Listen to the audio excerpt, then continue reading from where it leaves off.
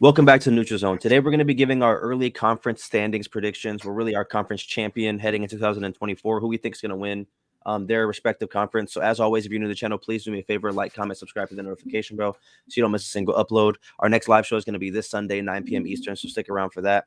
We're going to be doing something fun on there, so please swing by and talk college football with us. But Dad, just to get right into it, we're going to go ahead and knock out the elephant in the room. Who do you have winning the Big Ten? Hold on, wait a minute. First of all, what is this fun thing that we're going to be doing? This is the first. You just be breaking news, and it'll be the first time I hear it. Who you got winning the Big Ten? I mean, that one's pretty obvious. Obviously, I'm an Ohio State fan. I think even with the addition of the four teams from the Pac-12, Washington, Oregon, USC, and UCLA, I think this still comes down to Ohio State and Michigan. I think Oregon is going to make some noise in the conference.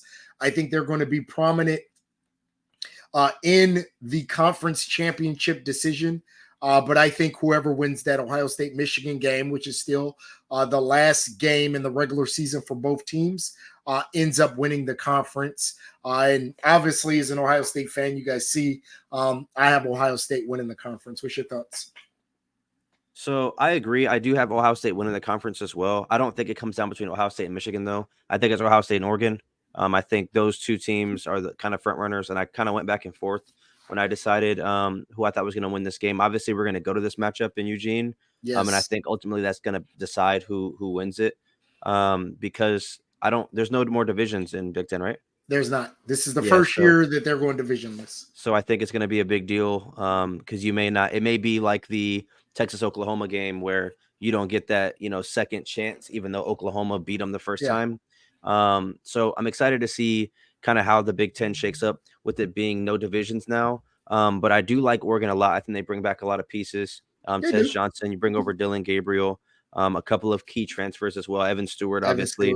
But I think Ohio State dominated the transfer portal. I think they bring back a little bit more that I'm comfortable with as far as, transfers and, not having to replace players. But I do think Dillon Gabriel is a far better quarterback than what Ohio State has coming in. So I think that's the only real edge that I do give Oregon. They obviously have home field advantage in that game. But I still kind of just lean a little bit more towards Ohio State. I just think that they're going to have what it takes to win that matchup. So I do have Ohio State winning the Big Ten as well. Yeah, kudos and props. I think Dillon Gabriel is one of the best quarterbacks returning next year. So I'm not mad at that at all. So we'll go ACC now because obviously I'm going to pick my Clemson Tigers. I think Clemson's going to win the ACC next year. Obviously, this year we had 4 losses, 3 of them coming by single possession. So I think Florida State's losing a lot in Travis Coleman, Johnny Wilson, a lot of players on defense as well, running back, offensive linemen. So I think Clemson only losing Jeremiah Trotter and Nate Wiggins. And then Shipley, who was hurt, the second half of the season. Phil Maffa came on strong. You also lost the safety. Andrew Makuba. But I think Khalil Barnes is going to be able to replace him. He was a true freshman this year. So I do like where Clemson kind of is rebuilding and retooling. We have a really easy schedule next year, and I think that's part of the reason why I have us winning the ACC. We don't play a Notre Dame this year. The only really tough 2 games that we have is Georgia and Florida State, in my opinion. And we don't really know what either of those teams are going to be because of, the losses of a lot of their players. Obviously, Clemson offensively was very shaky this year. But I don't anticipate, having the fumble issues and the turnover woes like this year.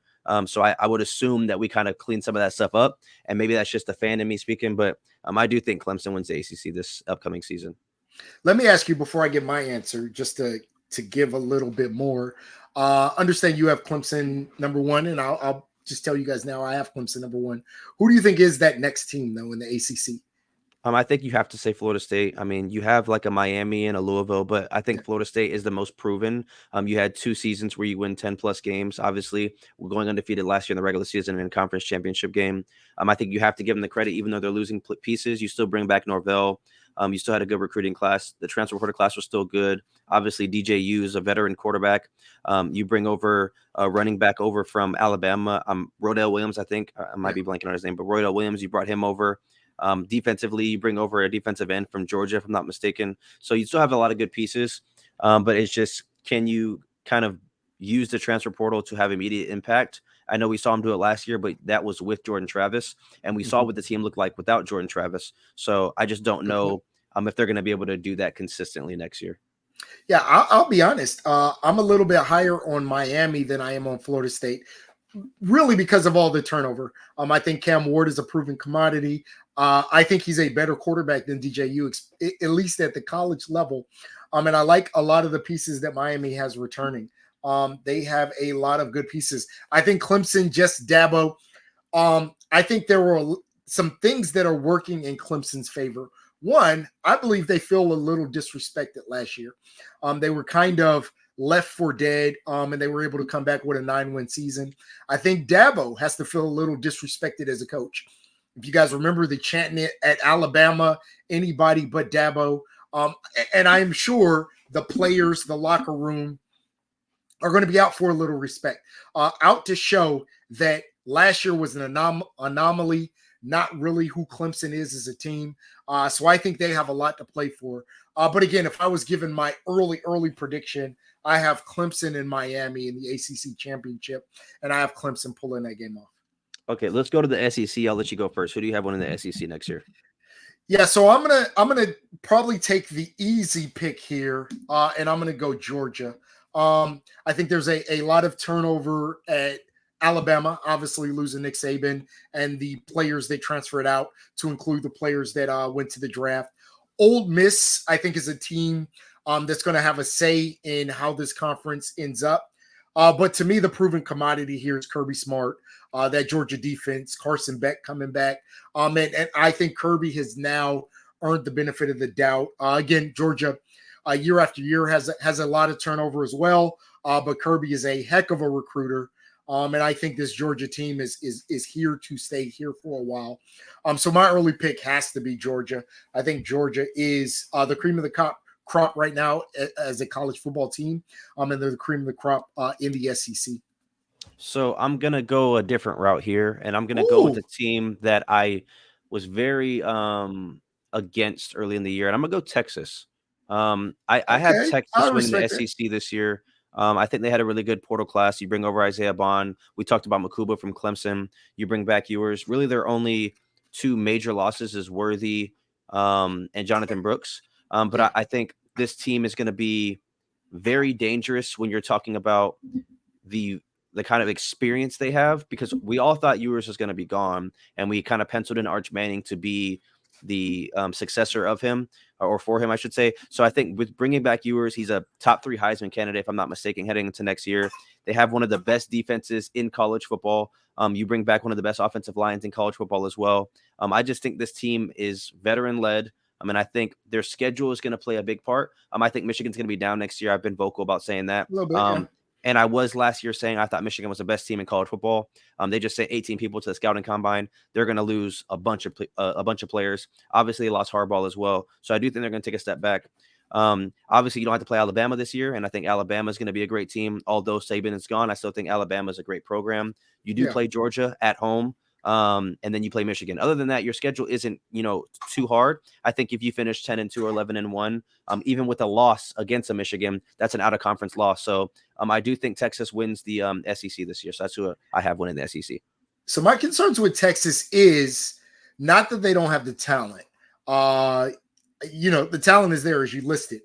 I don't think they've navigated a schedule that is this hard. And what I mean by that is, I know you mentioned the losable games, but let me name a couple other games. You got a Florida, an Arkansas, a Kentucky, a Texas A&M, who I think on any given Saturday can beat a Texas. And again, I think if we lined up or we said player for player, I think Texas is the better team. But I don't think they've navigated a SEC schedule yet. And I would not be surprised if, one, they don't drop a game that they're supposed to, but two, that they don't drop a game that we would have them as the favorites in. I wouldn't be surprised if they don't lose the Florida game or the Arkansas game or the Texas A&M game. I wouldn't be surprised if those aren't, or one of those games is not a game that they drop. So I think Oklahoma, we haven't talked about them as well. They obviously play Oklahoma. I think of all of those teams you named, I can't. First of all, Arkansas, they're not going to lose to Arkansas. That team is terrible. Yeah. They've lost. They've Well, lost they a were lot of terrible last pieces. year. Yeah. But I think Florida, I mean, valid point. I think they recruited well. I think Kentucky, obviously playing Clemson in the bowl game. They have a lot of speed on that team. I think that team is really good.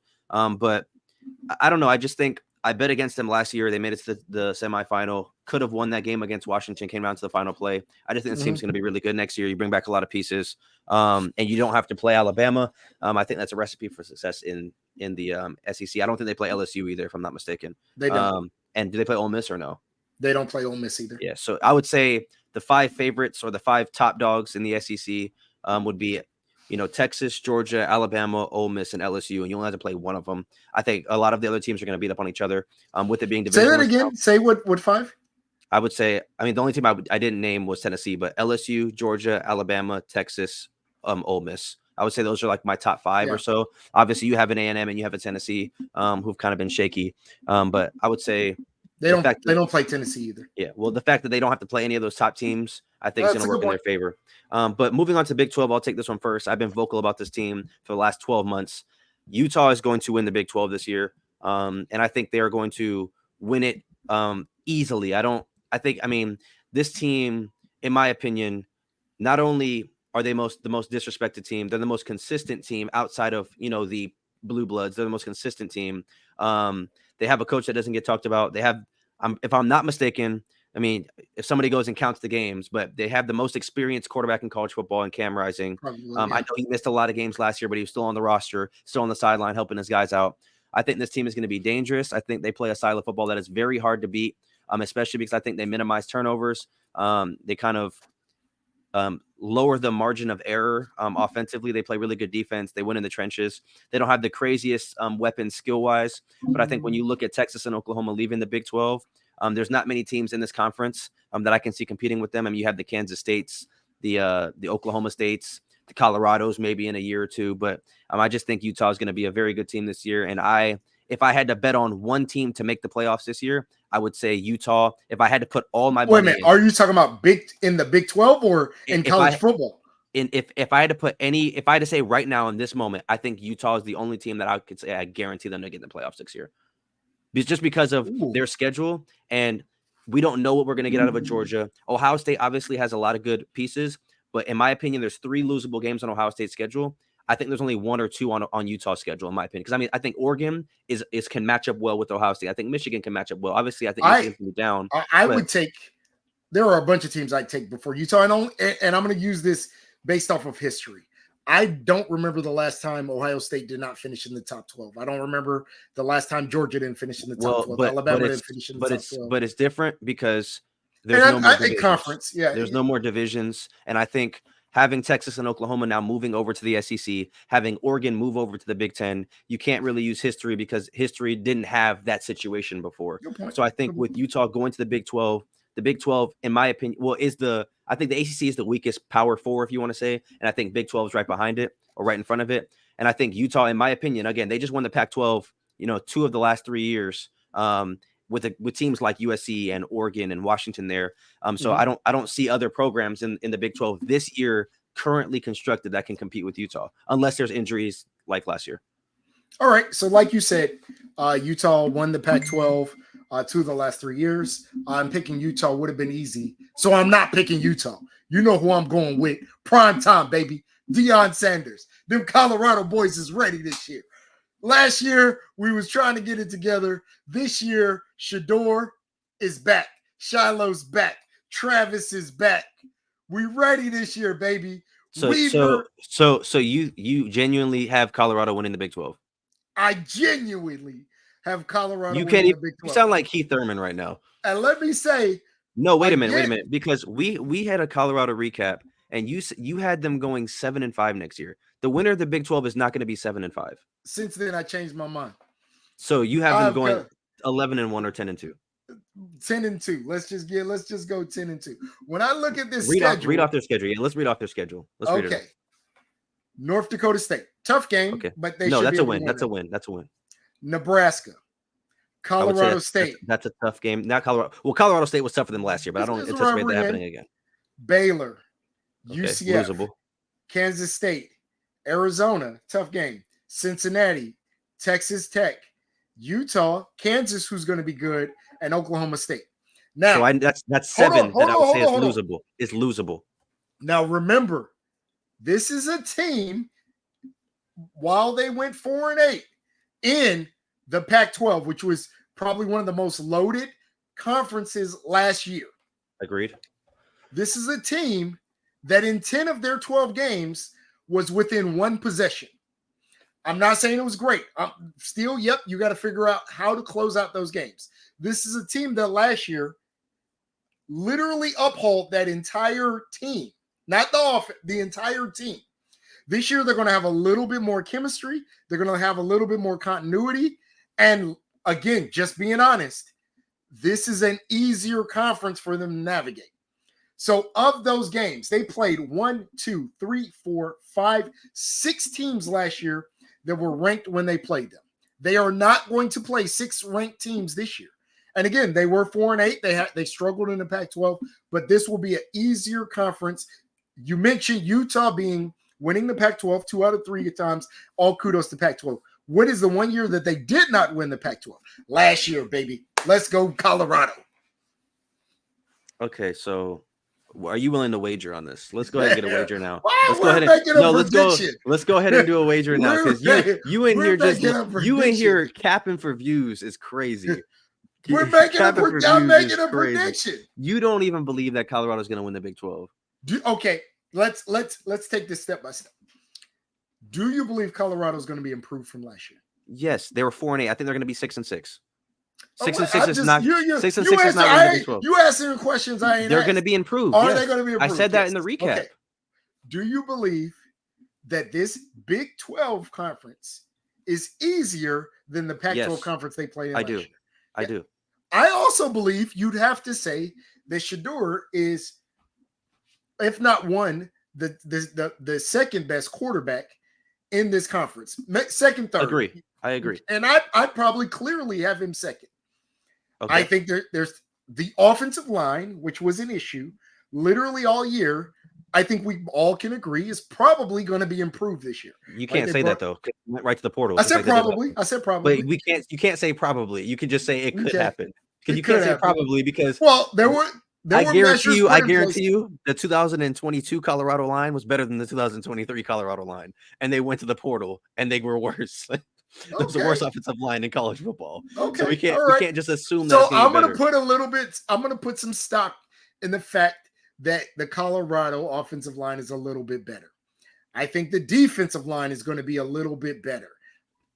I think when you fix those two, why are you laughing? It's like you're really trying to sell to the people that Colorado's going to win the Big 12. And you don't even believe that because you're not willing to place a wager on it right now. I'm making a prediction. Now, of all of my conference champions, is this the one I'm the least confident in? Yes. Okay. I'm willing to place a wager that Colorado won't finish in the top 5 of the conference at the end of the year. They will finish. Oh, I'll take that wager. Okay, so what do you want to wager? You want to wager a jersey? Yes. They will in the final standings, they will be 6th or lower. I'll take that wager.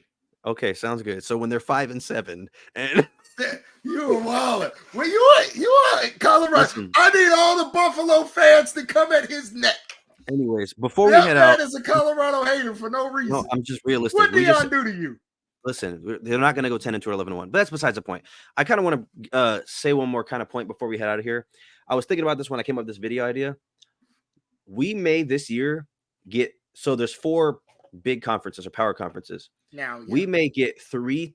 I mean, we could get 4, but it's not going to happen. We may get 3 conferences that a conference champion had just entered, like Texas, Oregon, or Utah. If they all win their conference champion, that'll be their first year. And obviously, I said 4, but I don't think SMU, Cal, or Stanford's going to win the ACC. No. I think that would be pretty crazy. That'd be crazy. If 3 of the conference champions had previously been in another conference the year before, that would be super dope. I think. I mean, I think it's possible. I think Oregon has a really good chance. Again, I have Utah and Texas winning. So obviously, I believe that 2 of the 4 is going to happen, and I think Oregon has a really good chance as well. But yeah, let us know in the comment section who you guys have winning these conferences next year. Baby. And also show. What did you just say? Book it. Oh, show up to the live show. I thought you just stuttered. Show up to the Oh. live show this Sunday, 9 p.m. Eastern. We're going to talk about the conferences and the rest of the college football world. We will see you guys then. Thank you guys so much. Peace out.